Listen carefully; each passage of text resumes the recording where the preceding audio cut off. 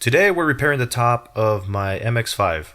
The El Paso wind decided it looked better with a sunroof, but I kinda beg to differ. So we're gonna go ahead and repair it.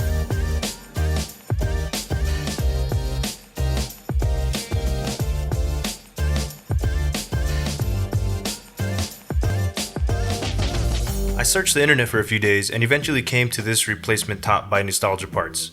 I found it on Amazon. Not only did it not have negative reviews, but it was also about $50, $60 cheaper than the next runner-up. So I decided to take the risk, and here's what I got.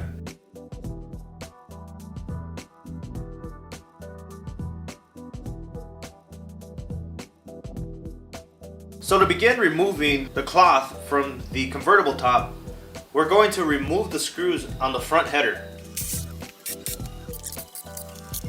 And off she goes! You're also going to want to remove these two right here. Now that we got the front part off, you should be able to pull the gasket off. Get kind of a good grip on it. Jiggle it up and down while you're pulling out. In the back, there's a clip that you kind of got to work. You may have to bend the top a little bit to get it out.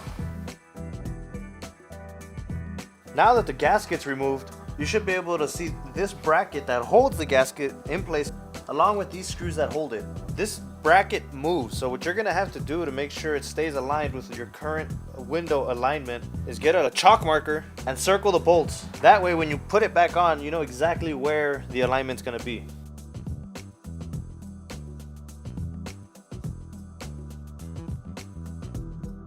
Now that we have this bracket off, all you gotta do is you'll have it like this. All you gotta do is pull it over this lip and pull it out. And it should come off as a whole, and you'll get the first half off. You should have a clear view of the spring cover.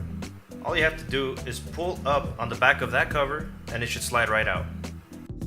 We're going to remove the rivet, but you could have just as easily removed the cable from the spring. At this point, you should be able to get this piece of the cloth off now, because you've exposed the bolt.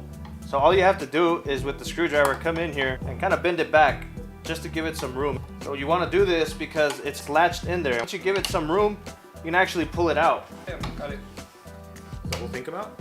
Well, I mean, you gotta really bend it, dude. Like as much as you didn't want to. We can go ahead and pull it back a little bit more. And now we can remove the rivets that are tied up to some of these supporting arms. There should be 4 rivets on each bar holding the cloth in place. So at this point, it's probably a good idea to lock up the top so that it doesn't move so much.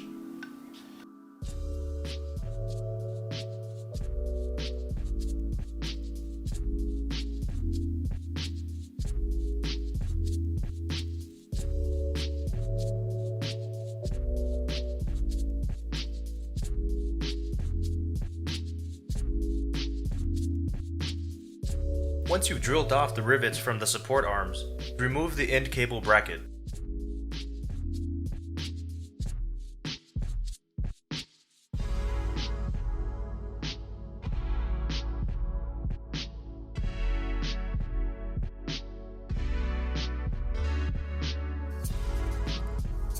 Next, we'll remove the defroster harness. We're going to pull all the plastics off. There's a rivet in there, a plastic rivet. Once you pull that out, this other one should be able to slide out. Ow! Blood! So you might need to buy some extra of these plastic rivets because they're really hard to take off, especially when the car's old. When you pull them off, they tend to break. Now we've taken all the plastics that were in the back off. There's a whole bunch of clips. There's gonna be a bracket that goes all the way around the rear end of the car that holds the actual cloth in place. I believe it's a 10 millimeter.